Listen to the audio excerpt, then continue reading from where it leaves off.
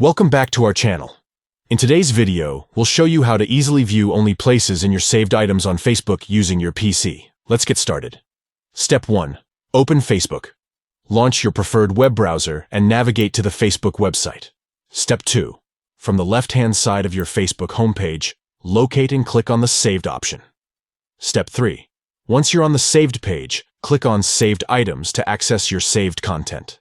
Step 4. Look for the filter icon in the top right corner of the page and click on it. Step 5. A drop-down menu will appear. Select Places from the available options, and there you have it.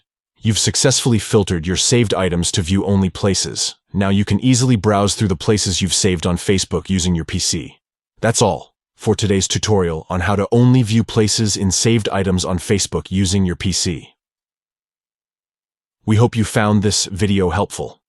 Don't forget to like, subscribe, and hit the notification bell to stay updated with more useful tutorials. Thanks for watching.